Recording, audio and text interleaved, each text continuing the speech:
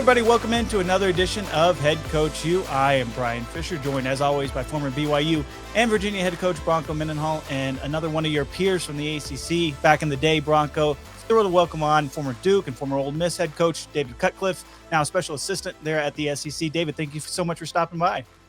I am thrilled to see you guys, and your topic, which is college football, is everything I love talking about. Well, I mean, you've been around the game for so long. What's this new role that you got going on there with the SEC, and how's Greg Sankey as a boss? I got to ask that first and foremost. He's built an incredible team. I mean, it's like everything else. The guy at the top has to surround himself with great people and winners, and Greg Sankey has done that. This is an important role anyway, and it's increasingly become more important as we see realignment and all the changes that are occurring, good or bad, for college athletics. But he's a hands-on guy. He's involved. He's just a plain worker. And again, the people. In my job, I actually have a Dwight Schrute title. If you've watched The Office ever before, I'm a special assistant to the commissioner for football relations. And really, when you say, well, what do you do? Relations is a word shortened from relationships. And so, for example, I've been on the phone this morning talking to, and Coach Mendenhall can appreciate this, to all the head operations guys at the schools. I don't bug the coaches, but I want to know if there's anything they need from me or anything I can do. And those are people that can walk in the head coach's office at any time and basically interrupt them. And then just making sure that, hey, everything good, everything okay. I go to games, I go to practices, which is sometimes a little hard when you're a coach. I go to practices, I get out on that grass, I want to go to work. And that's not what I'm there for. So interesting job. Am I making a difference? I would love to be able to find an avenue to maybe, and Coach Mendenhall and I will talk about this, toward finding some right answers where there seems to be none in where we're headed in college football. Well, so much there as I listen to you talk about Greg Sankey and the team that he's built, and contrasting that to the teams you've led of 125 young men, and now you find yourself part of a team of a different type of team. I'm wondering if you could just, your first impressions of comparing and contrasting, just because the world of college football is so unique, and being a head football coach is so unique, and the Power 5 level is so unique. And now you find yourself part of a different kind of team. I'm just wondering maybe what similarities, if any, and maybe what differences and what thoughts you've had. It's interesting. I think I've brought a little bit. They've never had a coach in a role here. I've brought a little bit of that team. Some of my coworkers, particularly the young ones, a little motivation, a little energy, a little look at what's happening in the world of athletics, no matter what the sport is, and helping them understand the coach's challenges, but build a little camaraderie here in the building. I got some guys that I get with, and we go for some brisk walks. Don't just sit at a desk all day long. Good gosh, And you got to get outside, and there's a healing power to Mother Nature. We all know that. And we're right across from the protective stadium where the USFL plays, UAB plays. Every now and then I go over there and I get some stadium steps in, man. Come on, And so that part of it's similar. I think the biggest thing for me, Coach, that's been the most rewarding is that I have now 14, soon to be 16 schools that I go visit. And first place I go when I go in there is the equipment room. When you go to the equipment room, you're going to be near the locker room. You're also going to know what the pulse of a program is by being in the equipment room. I go to the training room. I talk to the trainers. I go to the video center, talk to those folks. I bump into players everywhere before I even ever worry about getting to a coach. There's a pulse to all of that in a football program. And so instead of having one equipment room, I got 14 of them.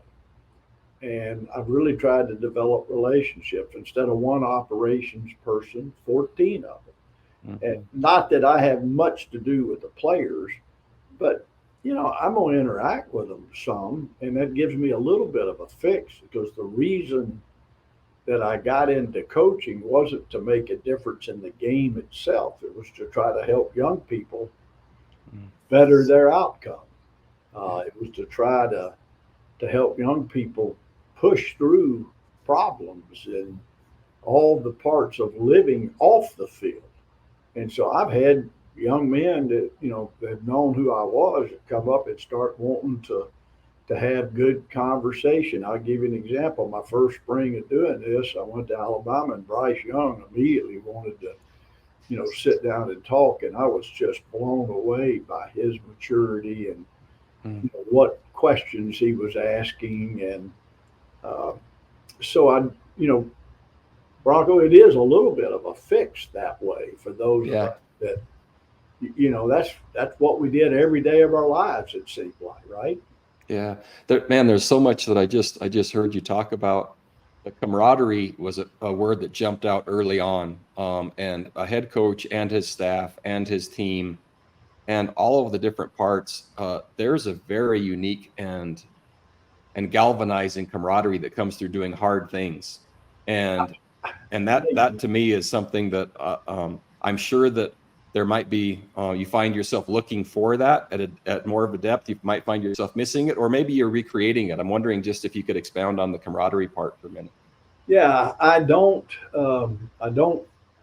miss it because it's not as intimate. I know that's a funny word, a choice of words, but a football office becomes an intimate place, a building. You're there so much of the time. It is truly family. I have a thread of guys that I've worked with. It's maybe 30 guys that we're on text, and we do, little motivational things to each other, and we wish each other happy birthdays. And whether guys are retired or coaching somewhere else, it doesn't matter. We still, these are NFL coaches, they're college coaches, they're retired coaches. It warms my heart just to see their names pop up. So to say that I don't miss that, you better believe it. Yes, the players were the only reason we had a job. They're number one. But those strong relationships never die. I know you have that same group of people that you feel that same way about. I do. We have a thread almost identical to the one you just described. And folks on the podcast have heard me say this already, and I'm not sure if I shared this with you, David, but for some it'll be redundant. When I chose to pause and step away from Virginia, lots of texts and phone calls came in. Almost all were from former players. And almost all were from former coaches or staff members. And it was really interesting and enlightening to me that to this point of a huge sample size, that only one text has mentioned a game or a score or a season. Every other text or communication has mentioned a moment, which refers to relationships, which is galvanized or connected through camaraderie, right? And like-minded people doing hard things. And so when I don't think it's possible not to miss that when you're doing something you really care about with people you really care about. But what's interesting, and I think maybe for our listeners, is again, the perspective of these young people were at the time and what the world is thinking, and just based on rankings and score, right? And maybe even revenue now and ratings, what they're remembering. Not maybe. Yeah. what they're remembering and wanting most is mentorship, a friend, connection, and a relationship, which it just struck me when you said that. Well, that's perfectly said, as you always do. I've sat in a lot of meetings with Bronco at the AFCA, And when he speaks, everyone listens because he has a great way to frame things. So a podcast is absolutely a perfect platform for you. Um, it is all about what you just said. And that won't change with players. People read and see, and there's always been a few elements. People, period. Any at walk of life, there's selfish people, but ultimately, selfish people get weeded out of that environment you just talked about. I think of that song, "Thanks for the Memories," that old song, and I find myself kind of thinking through that as I do remember learning from players, learning from coworkers, growing as a person in all sorts of ways, professionally, spiritually, personally, just from the group of people that you become associated with. And unfortunately, I do believe that revenue has been the impact that has been changed things the most. Yeah. Away from what we were paid to, because it's certainly not what you got into it for, because there was no money to be made initially, and that didn't matter. But now, because of presidents and directors of athletics and the pressures they face fiscally, the powers that be really is about revenue. Yeah. Not just winning and losing. Winning and losing impacts revenue, and that's where it all bounces back to. Yeah, it's really interesting, and that I think the revenue component has been present the entire time, more so in the background, maybe, as possibly you started as a head coach, and certainly as I did.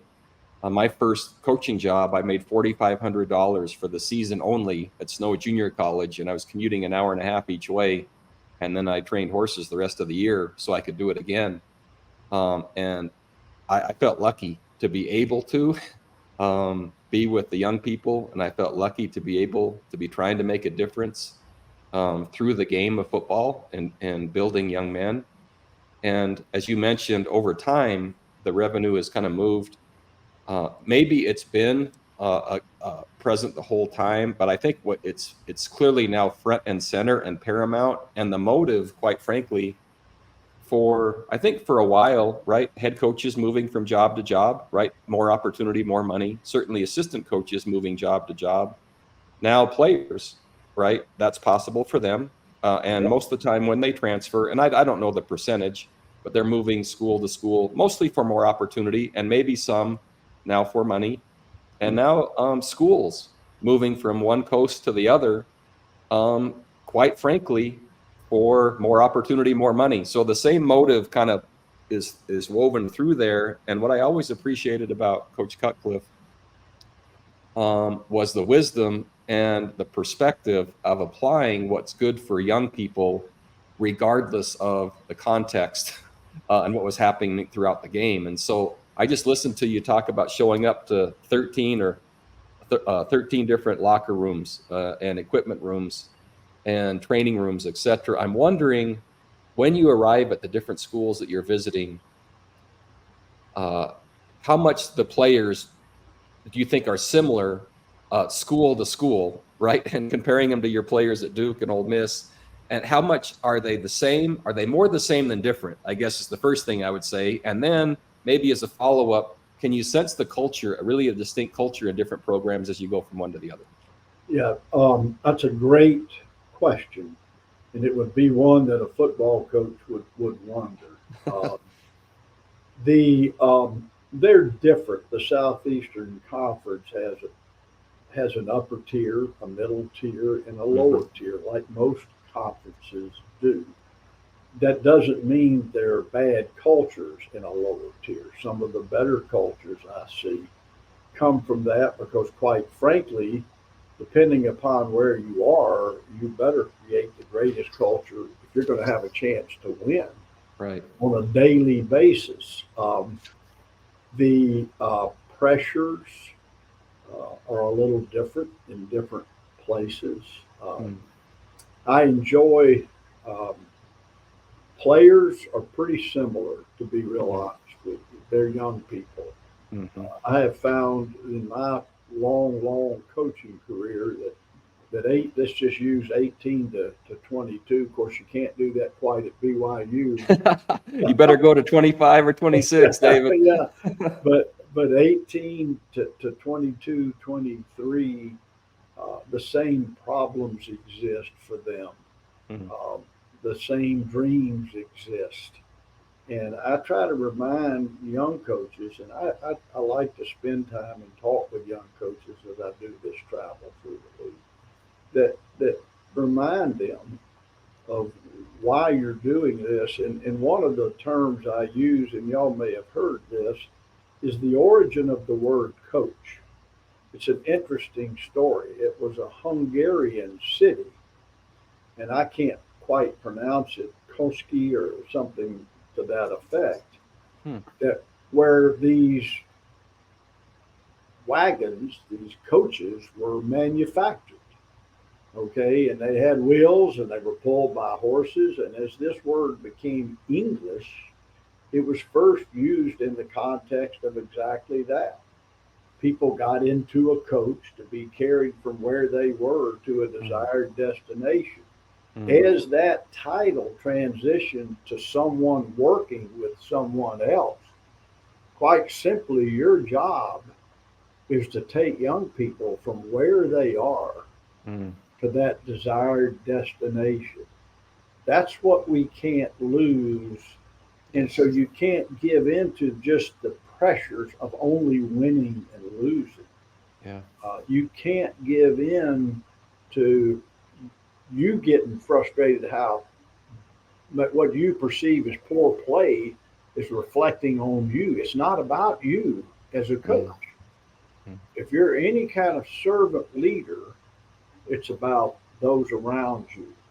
So that's probably the most fulfilling thing that I do is talk to assistant coaches, young coaches. They seek help, they ask. I get texted a lot from these guys. You got 10 minutes. I just want to visit with you. That I feel like is making a bigger difference than maybe I could make, whether it's name, image, and likeness or the coach's calendar. I try to address that, the transfer portal, ways we can. It's not ever going to be what it was, but it doesn't have to stay the way it is. And the perspective I use is why I like to go to the younger coaches and players, is that everybody's talking about, well, the coaches are having to work. Come on, man, they're compensated beyond imagination. I'm not worried about our coaches and how hard they work. I'm worried what it's doing to our student athletes. I'm worried what it's doing to the people in the equipment room that are not paid big money. What are we doing?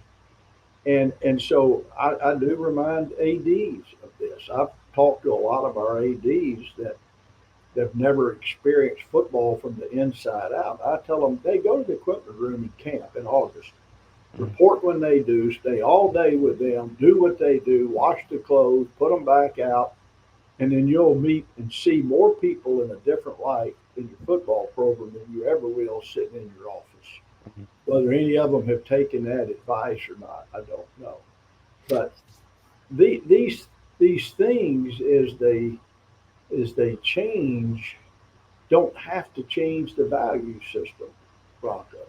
They don't. There's nobody making a new set of rules. Winning has always been important. Coach Bryan talked about, he would only talk about winning as a value.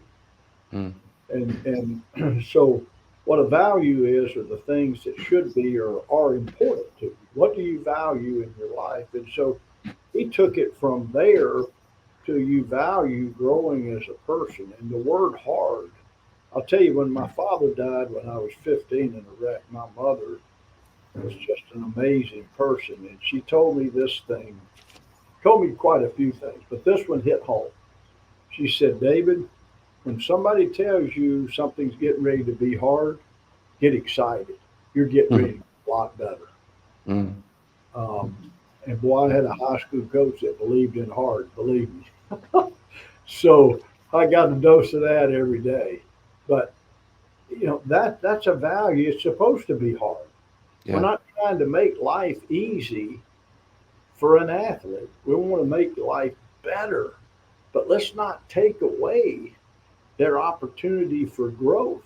And that's what I tell these young coaches. They will coach, they'll transfer if we coach them hard. Well, wait a minute. If a guy is going to transfer because you're coaching him to be the best he can be, then you should probably respectfully tell him to move on. Hmm. You're not making a difference. And I'm not talking about brutal. I'm not talking about cursing them. I'm not talking about abusing in any form or fashion. I'm talking about making it hard the right way. And man, that is something we've got to continue in college football. I love the perspective, and just it struck me as you were talking. I've learned a lot along the way, and one of the things about becoming a master in anything, or as in this world of coaching, or the word coach, which I love that analogy of getting in the coach and someone's taking you from one place to the other. Normally that's where you want to go, right? So someone's getting in the coach and saying, please take me here. And then you and I as coaches or fathers or others, right? We work as hard as we can to help people get where they want to go. And sometimes that road has a few bumps, and sometimes it's steeper, right? And sometimes the weather's inclement. And sometimes I turn around and ask, to your point, do you still want to go to this place? Right? The weather's a little rough. Do you still want to go? And if they say yes, right, they're not transferring, they're staying. And they'll stay as they look and see you with your hands on the reins, with wind coming in your face, doing your best to take them to where they want to go, right? And mutual respect and gratitude is earned. And I think along the way, you mentioned the equipment room. One of the key distinguishers, I think, amongst people in the equipment room, young people especially, that are being served, right, by the equipment managers, is gratitude. Yeah. And I like to just occasionally be anonymous and be in the equipment room without being seen, just around the corner and just kind of watching without knowing anyone I'm watching, and just to see who says thank you, right? And who picks something up off the floor, or if they throw their laundry and it misses the hole, the chute it's supposed to go in, right? Do they expect someone else to go pick that up, or do they actually go over, pick that up, and maybe grab someone else's and put it in also? And I think maybe that's what you're referring to, of the values don't need to change, even if possibly some of the external environment is changing. You and I should have coached together. I kept me at Ole Miss and Duke. I kept an office for me, simple concrete block down by the equipment room, for all the various reasons you're talking about. Mm. And I mean, that's it. If I were a pro scout, I would start by going to the equipment room and asking about young people, Mm. because you're going to really find out what kind of person those players are. How do they treat those people? That's to me is a winner, and that was Coach Bryant's term. You weren't called a winner unless all aspects of your life were about winning. That's what he meant by winning as a value. So yeah, that's it. And the locker room's the same way. I made sure our guys had to take care of their own locker room from a custodial standpoint, Mm-hmm. because if you're not willing to keep your space neat and keep it clean, there's something wrong with Yeah. you. You're not a solid member of the organization. Now, I understand at the end, some of that's wearing off a little bit, and that makes me want to, just it makes me sad. Yeah. What are you doing at home? It's the make your own bed. I mean, that's and our guys did a great job of it, and our leaders would go around and make sure that everybody left the locker room, because they knew at some point, after we were a morning practice team, that I was going to walk through there And then I have my Alabama background. A lame dog is a three-legged dog. You didn't take it to the vet. You had a bad leg, you cut it off.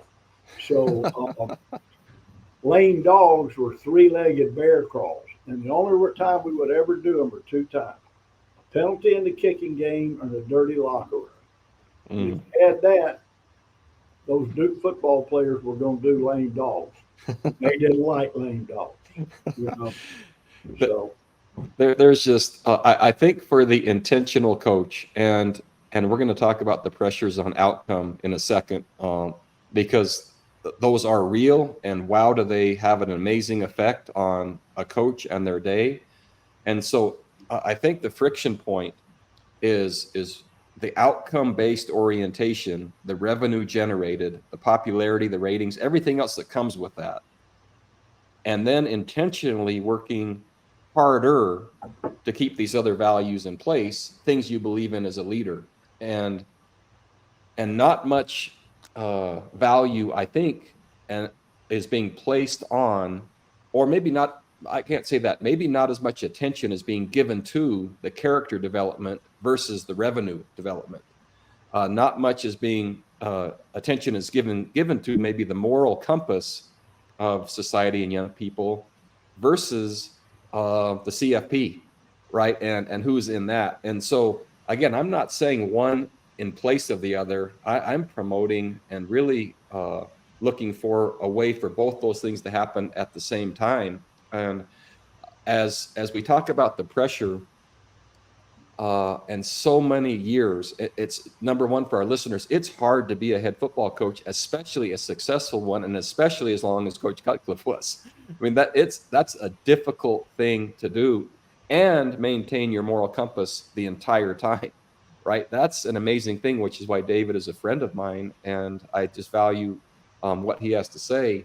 I'm wondering if you could explain to our listeners what that pressure feels like, maybe what a week is like after a loss, or what it's like until you win again, or just maybe how you handled the very, very highs and maybe the very lows, and just how you kind of remain grounded through this whole journey that you were on.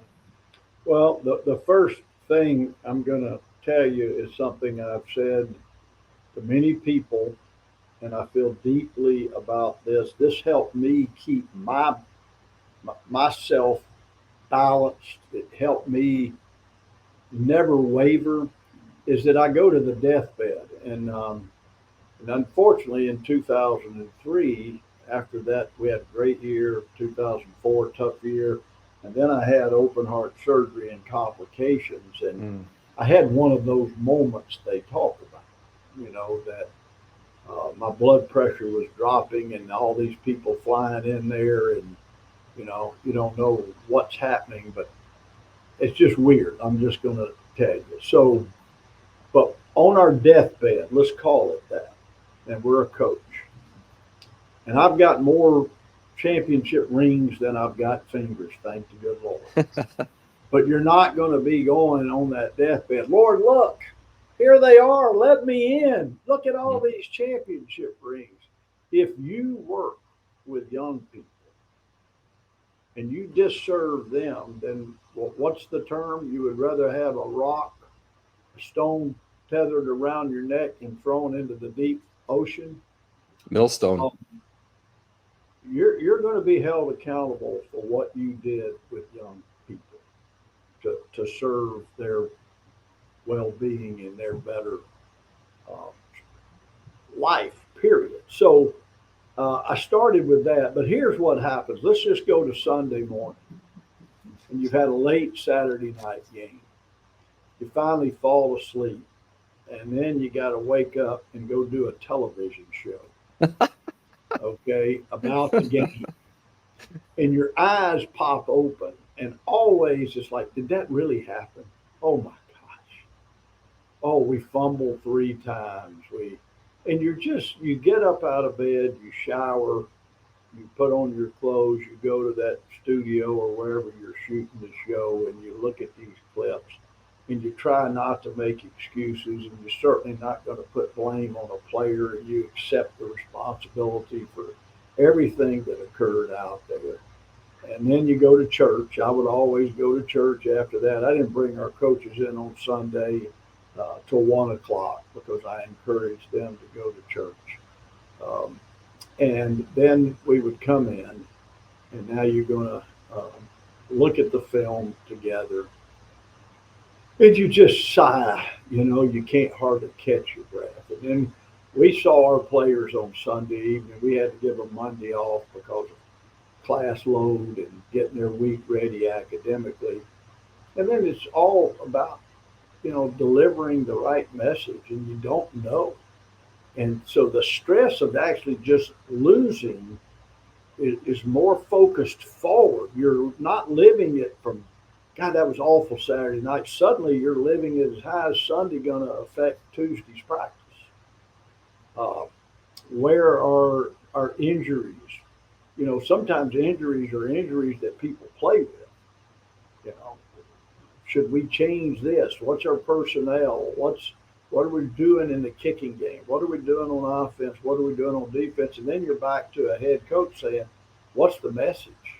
Mm-hmm. And then you look at opponent film, and folks, let me tell you, you may be getting ready to play Clemson, okay, or you're getting ready to play, and you're like, oh my gosh, or you get ready to play a Bronco Mendenhall Virginia team, and you're going, oh my gosh, how do you move the ball against this defense? And it's just it's unrelenting. And then any head coach will tell you this: when it gets bad, you know the children of your coaches, their wives, freshmen you've recruited, and you start worrying about, is this going to be the end of this? Are they going to let this go? Now people have to move to all over the country, and life changes for children. It changes for those players that you're leaving behind and that you love. That's what people don't realize. It's somewhat like grieving a death. Yeah. When you're suddenly removed, you don't have daily contact. You don't see some of those people ever again. Mm-hmm. I'll never forget it. Ole Miss, I was told to be out of the building by that night at midnight. Everything I had. This was a Sunday. Yeah. I'm like, okay. I had a guy who had built our house who had a lot of Hispanic workers that were subcontractors working for him. Thank goodness I had a great relationship with him, and I took all those people, and it took about 10 of us to get it all out of there. Mm. And then you're doing it in the shadows of night. Mm-hmm. Like they don't want you seen. Yeah. Whoo, and so I don't expect anybody to feel sorry for a coach. Mm-hmm. I don't want anybody's pity or sympathy. What I do want is that on the front end, if you think you got the right person, if you think you got a really good ball coach and a great man, and you be supportive, period. End of story. Those young men, be supportive.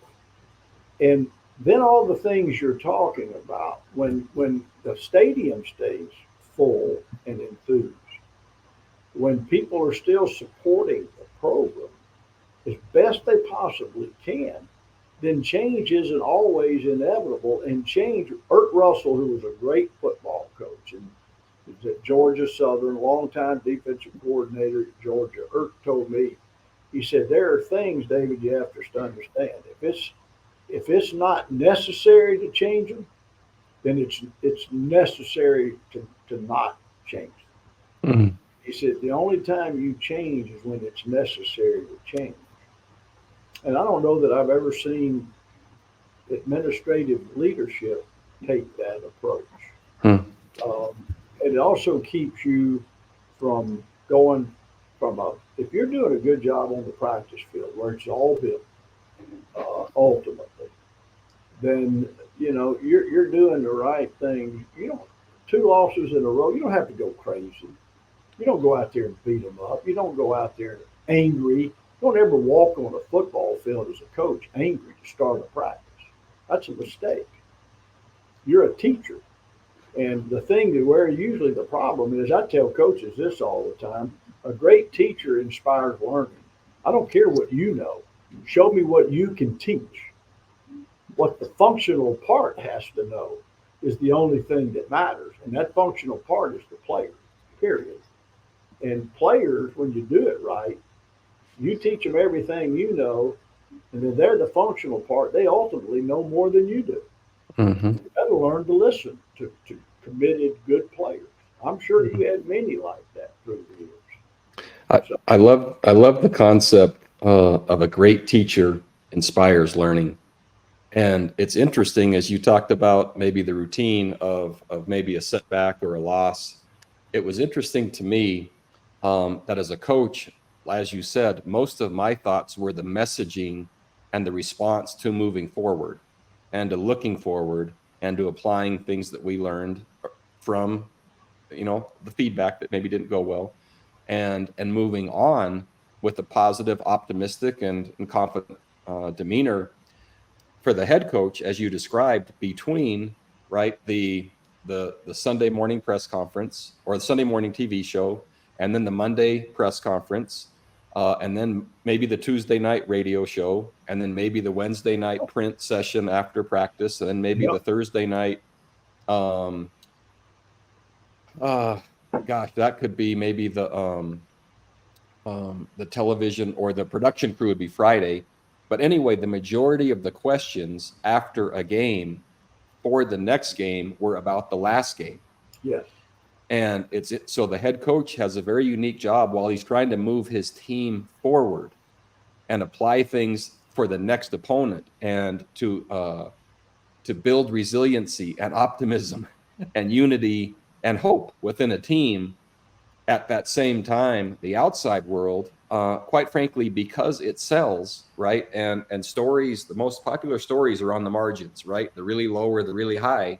Yep. And so the industry basically is milking every bit of the other from the last game while you're really working toward the front. And so I found in that, back to your point of a great teacher inspires learning, the players and everyone around is smart. And if they can see a coach that's being drawn and kept from moving forward while he's helping them move forward, there is trust and credibility that's earned along the way. And there's a valuable lesson, because life for them as they're traveling, there are plenty of people that will try to keep them as they remembered them how they were.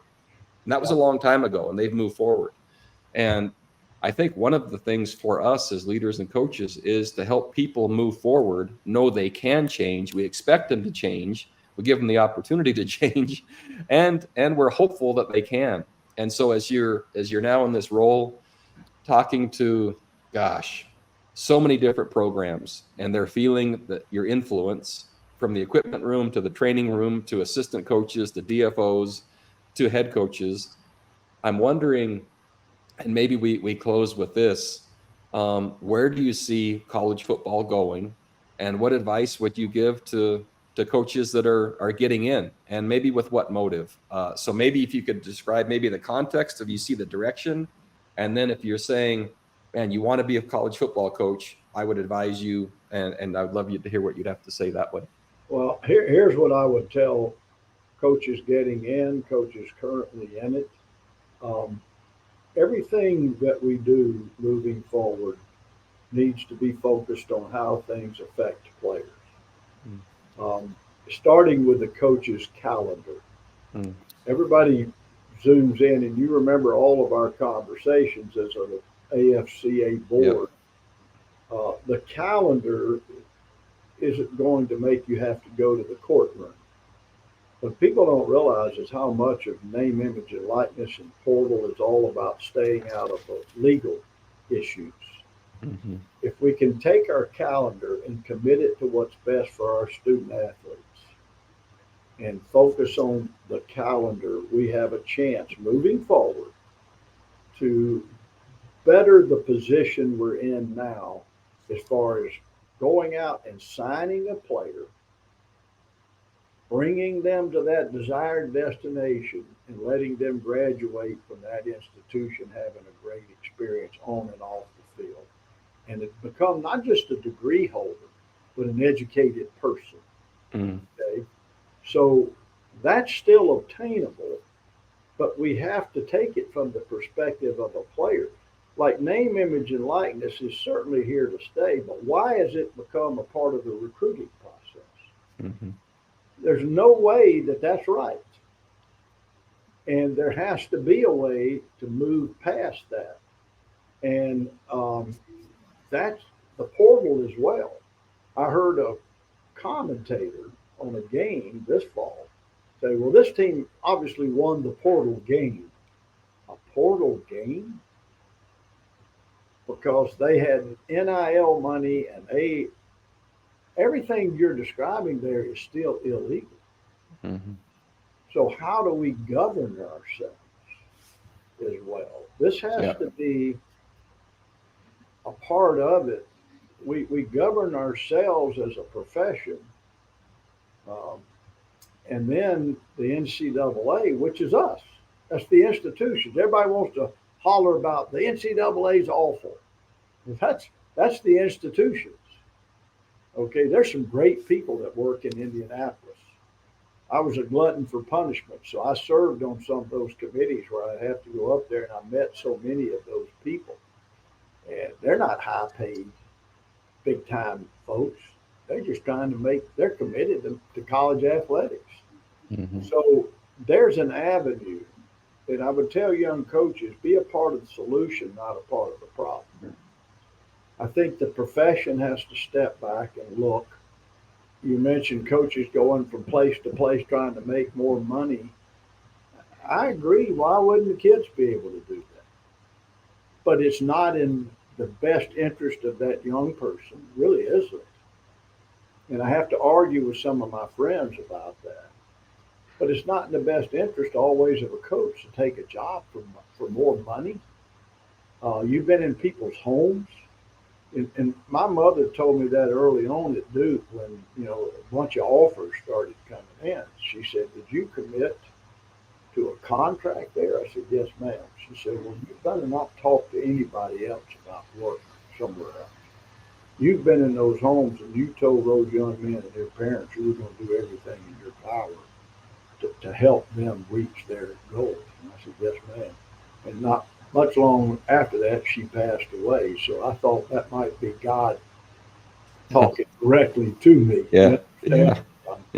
So I think we have to do that. I think that we have to humble ourselves in the profession a little bit.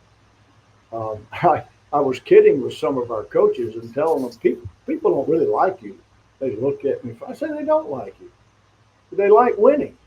I said, people don't like people that are making $8-10 million a year. Just trust me, they don't. That's kind of a reality. So I think we have to take a deep look at ourselves, Bronco. Yeah. And I hope that our young coaches understand that when I tell them that, and I do tell them that. So, I'm not a doomsday guy. I believe we can. I believe young people want discipline properly. I believe young people want to become the best they can possibly be. I don't want to see coaches, when we recruit somebody that's not good enough, I've never been okay with saying, well, you need to go somewhere else if you're going to play. What kind of statement is that? And that's happening too. Okay. So again, let's police ourselves and let's do what's best for those young people, and getting some pay, or whatever. I don't want them to become employees, but to benefit from some of this revenue we're talking about, that's fine. But not use it to entice a high school football player. If you want to go to Virginia and Coach Mendenhall's in your home, and you, for all the right reasons, choose Virginia, guess what? You're probably going to be very successful. If you choose Virginia because Coach said, hey, we can get you this money guaranteed, then you're not choosing for the right reasons. And you know this, you're choosing not always a staff, and I've always reiterated this to parents. You better know who's in that locker room, brother. That's who they eat with, sleep with, go out with. those are the influencers on your child for the first time out of their house. They're not under your roof. They're not under my roof. They're under our influence best we can, but they're under the roof of them teammates. So we better do a great job of still choosing players. Let's focus on you. Choose for the right reasons, because it's going to affect the rest of your life. That's my goal. I love the wisdom. I love the perspective. And for our listeners, the principle-based leadership and the servant orientation of trying to help young people is just refreshing to hear. And the position you have is certainly a wider lens. And while it's not only at Duke, or while it's not only at Ole Miss, as you mentioned, there's 13 programs. Eventually there'll be 16. And you have a chance to influence leaders. And I'm really thankful that you're in that position to be able to help that happen as college football and leaders navigate this new landscape. And so, David, it's good to see you, number one, really to you. And I just appreciate your time being with us today. So thank you very much. Well, I appreciate you more than you know. And I miss the camaraderie of not only our own staff, but our head coaches and the respect we built for each other. And Brian, appreciate you and what you're doing. This is important work. And keep it up, guys. And if I can help later on down the road, let me know. Great, Brian. Over to you. Oh, we certainly appreciate the time, David, and we'll have to hit stop here, and you can tell us all the stories about some of those SEC coaches that you have to deal with on a daily basis. Or, I will say that who's more annoying for you to deal with? Some of your SEC coaches, or maybe Peyton and Eli calling you up and trying to get you to do something? Peyton and Eli pick on me. There you go. Coaches don't pick on me. Peyton and Eli pick on me all the time. And so I got thick skin. I can handle it. And but I will let them know one day I'm going to pull the biggest practical joke in history on them. I haven't figured it out. I'm close. But I'm going to get them back. Trust me. That's great. I completely understand that I totally get it, and we will hopefully have the cameras rolling when that prank ends up happening. But for Bronco Mendenhall and for David Cutcliffe, I am Bryan Fischer. Thank you so much for tuning in here for Head Coach U. We'll catch you again next week.